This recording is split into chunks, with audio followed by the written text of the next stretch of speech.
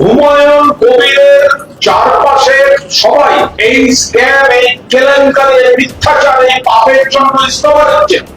তাতে প্রমাণ হয়ে যাচ্ছে যে 1000 কোটি টাকার যে কেলেঙ্কারিটা সামনে এসছে তার ভিত্তি আছে এবং সেখানে তদন্ত দরকার। হুমায়ুন কবির মুখ খুললে পিএমও অব্দি পৌঁছে যাবে এই কেলেঙ্কারি।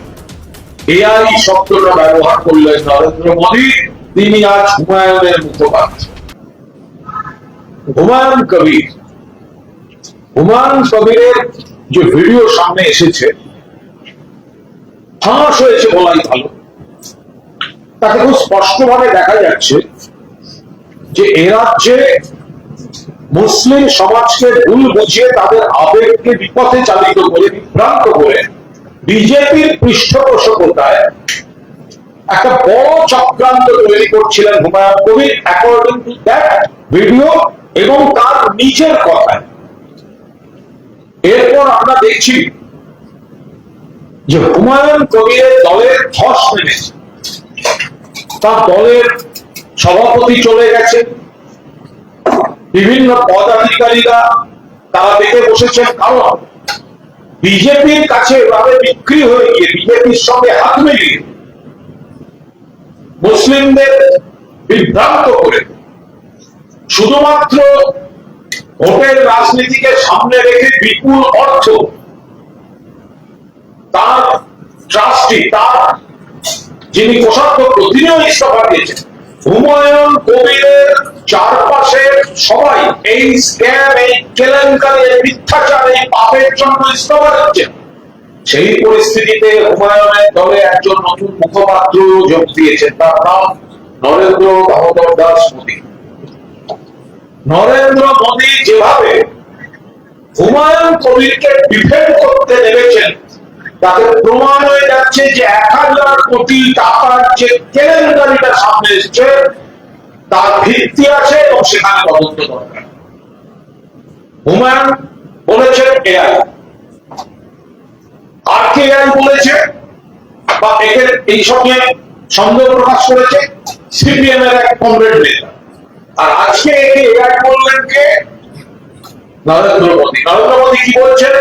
বিজেপিকে সতর্ক থাকতে হবে, আমাদের সতর্ক থাকতে হবে। সতর্কতার কি আছে? হুমায়ুন কবির নিজের মুখে বলেছে, গোটা প্লটটা ঠাকুরদের পিএমও লোকেদের নাম বলেছেন। নরেন্দ্র মোদী নিজেকে এবং নিজের পিএমও কে রক্ষা করার জন্য হুমায়ুন কবিরকে ডিফেন্ড করতে নেমেছেন, কারণ হুমায়ুন কবির মুখ খুললে পিএমও অব্দি পৌঁছে যাবে এই কেলেঙ্কারি। হুমায়ুন কবির বলেছেন তাকে এই যে টাকা দিয়ে পাম্প করে, প্যাট্রোনাইজ করে মুসলিম ভাইদের ভুল বোঝানোর, ভাবাবেগকে বিভ্রান্ত করার যে বাতাবরণ, তাতে কে কে আছেন নাম বলেছে এক এক করে হুমায়ুন কবির। তার মধ্যে অসমের মুখ্যমন্ত্রীর নাম বলেছেন, মধ্যপ্রদেশের নাম বলেছেন, শুভেন্দু অধিকারীর নাম বলেছেন, পিএমওর নাম বলেছেন, পিএমও অফিসারদের কথা টেনে এনেছেন। এই বিপুল টাকা দিয়ে তাকে বিজেপি ভোট মেরুকরণে, ভোট ভাগাভাগিতে ব্যবহার করার খেলা চলছে। বিস্ফোরক ভিডিও। এখন মুখ বাঁচাতে কে রেকর্ড করেছে পরের কথা, বলেছেন তো হুমায়ুন কবির। ভয় পেয়ে গেছেন নরেন্দ্র মোদী, ভয় পেয়ে গেছেন। হুমায়ুন কবির এখন জিজ্ঞাসাবাদের মুখে পড়লে পিএমও অফিসারদের কথা আসবে। হুমায়ুন কবিরকে ভয় পেয়ে গেছেন, স্ক্যাম ফাঁস হয়েছে, ভয় পেয়ে গেছেন। হুমায়ুন কবিরের ভিডিও ফাঁস হয়েছে, ভয় পেয়ে গেছেন। তাই হুমায়ুন কবিরকে ডিফেন্ড করার জন্য এআই শব্দটা ব্যবহার করলেন নরেন্দ্র মোদী, তিনি আজ হুমায়ুনের মুখপাত্র। আমরা পরিষ্কার বলছি, তদন্ত দরকার। হুমায়ুন কবির বলছেন কি, আমি ওদের বিরুদ্ধে বিবৃতি দেবো, ওরা আমার বিরুদ্ধে বিবৃতি দেবে, এটা তো উপর উপর চলবে। কিন্তু আমাদের পুরো ব্যবস্থা হয়ে আছে, 1000 কোটি দিতে হবে, তার মধ্যে এত পেয়ে পাচ্ছি, 300 কোটি সরিয়ে রাখবো। মুসলমানদের বিভ্রান্ত করা সহজ। এত বড় অপমানজনক কথা কে বলছে? হুমায়ুন কবির বলছে।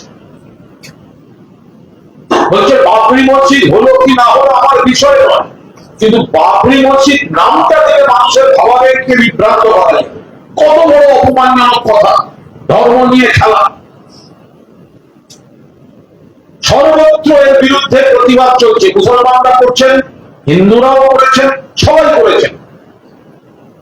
ভোটের জন্য এত বড় নোংরামি, নিজেদের ধর্মকে নিয়ে এত বড় নোংরা খেলা। আর সেখানে প্রধানমন্ত্রী নরেন্দ্র মোদী এখন পিএমও কে গার্ড করার জন্য হুমায়ুন কবির যদি মুখ খুলতে আরম্ভ করেন, ইতিমধ্যেই বলে বসে আছেন, পিএমও টেনে দিয়েছেন নরেন্দ্র মোদী। তাই দেখুন নরেন্দ্র মোদী কি বলছেন, একটা দেখুন, তারপর আমার এই বিষয়টায় আসবে। ये तृणमूल वालों को अपनी पराजय निश्चित दिखाई दे रही है, इसलिए आने वाले दिनों में ये लोग साजिशों का सहारा लेंगे। अभी असम में भी ऐसा ही खेल किया गया, पुडुचेरी में यही किया गया। एआई के जरिए, आर्टिफिशियल इंटेलिजेंस के जरिए फेक वीडियो बनाकर ये झूठ फैलाने की कोशिश करेंगे। हमें ऐसे किसी झूठ का शिकार नहीं होना है। हमें सच्चाई के साथ इसी मजबूती से डटे रहना है। ये हमें झूठ का शिकार नहीं होना है। तो ये झूठ है, पहले तो ये साबित कीजिए। आपका पास जो एजेंसीज है, फॉरेंसिक टेस्ट का मौका है, वो कीजिए। आप सिर्फ पब्लिक मीटिंग में क्यों चिल्ला रहा है? নরেন্দ্র মোদী বলছে এটা এআই, তো তাহলে যেটা প্রকাশ্যে দেখানো হয়েছে আপনারা সেটা ফরেনসিক টেস্টের ব্যবস্থা করুন। কথায় কথায় সিবিআই কে দিয়ে দিচ্ছি, কথায় কথায় ইডি কে দিয়ে দিচ্ছি, কথায় কথায় এনআইএ কে দিয়ে দিচ্ছি। নরেন্দ্র মোদীকে চ্যালেঞ্জ করছি, দিন সিবিআই কে অডিও, দিন সিবিআই কে হুমায়ুন কবিরের ভিডিও, কোর্টে যা, কোর্টের নির্দেশে তদন্ত হোক, কোর্ট মনিটর তদন্ত হোক যে এটা আসল না ফেক, আসল না ফেক। কোর্ট মনিটর তদন্ত হোক। বলছেন ভোটের আগে এরকম দেখানো হয়। 16 সালে ভোটের আগে বিজেপির পার্টি অফিস থেকে যখন নারদা ভিডিও ছাড়া হয়েছিল, তখন নরেন্দ্র মোদী মনে ছিল না? আজকে মনে পড়েছে ভোটের আগে ভিডিও দেখানো হয়? আপনাদের পার্টি অফিস থেকে নারদার ভিডিও দেখানো হয়েছিল, সেটা ভোটের আগে ছিল না? তখন তো বলেছিলেন সিবিআই চাই, অ্যারেস্ট চাই। তা এখন কেন হুমায়ুন কবিরকে অ্যারেস্ট করাচ্ছেন না? তখন যদি টাইমিং ঠিক থাকে, এখন কি করে টাইমিং ভুল হয়? আর এটা তো সরাসরি ভোটের সঙ্গে যুক্ত, ভারতবর্ষের সংবিধানের পরিপন্থী। ধর্ম নিয়ে বিভেদের মাধ্যমে মেরুকরণ করে বিষ ছড়ানো, এটা ভারতবর্ষের সংবিধানের পরিপন্থী। এই সংক্রান্ত যে কটি অপরাধগুলো ধারা আছে, তার মধ্যে যেগুলি হুমায়ুন কবিরের ক্ষেত্রে প্রযোজ্য,